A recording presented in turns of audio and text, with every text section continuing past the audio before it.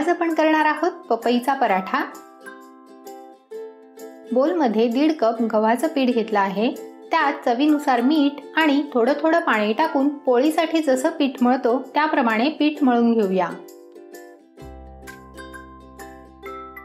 1 tablespoon तेल लावून मळून घेऊया।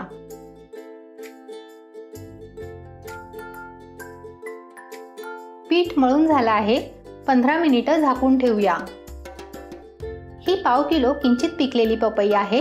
दोन्ही टोकाकडील थोडा भाग कापून टाकूया। याप्रमाणे साल काढूया। तुम्ही कच्ची पपई घेऊ शकता। मला हा पराठा जरा गोडसरच आवडतो म्हणून मी थोडी पिकलेली पपई घेतली आहे। पपई कापून तिच्यातल्या बिया काढून टाकल्या आहेत। पपई किसून घेऊया। पपई किसून झाली आहे। बोलवर सुती कापड टाकला आहे। त्यात किसलेली पपई टाकून पिळून घेऊया।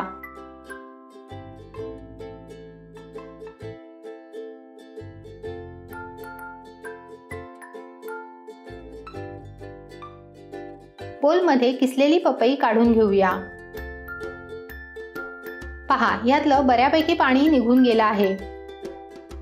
त्यात पाव टीस्पून हळद, 1 टीस्पून लाल तिखट, 1 टीस्पून आमचूर पावडर, 1.5 टीस्पून धणे जिरं पावडर, 1 टीस्पून मिरची आल्याची पेस्ट, पाव कप कोथिंबीर आणि 1 टीस्पून मीठ टाकून मिक्स करूया।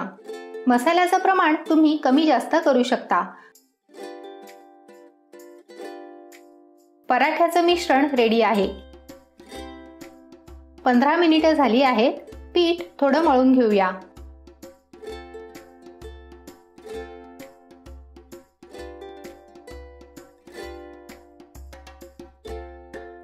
पिठाचा गोळा घेऊया।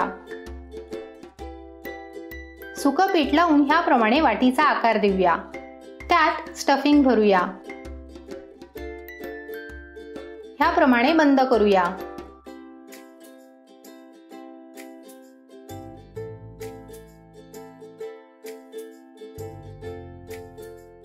सुकं पीठ लावून पराठा लाटून घेऊया। पराठा लाटून झाला आहे। पराठा इतपत जाड हवा। मीडियम फ्लेमवर तवा ठेवला आहे। तवा गरम झाला आहे। पराठा टाकूया।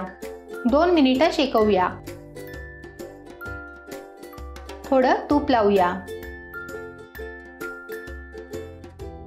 पराठा फ्लिप करूया।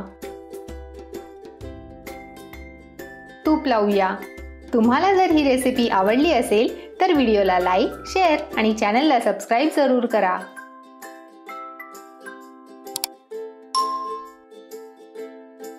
पपईचा पराठा रेडी आहे।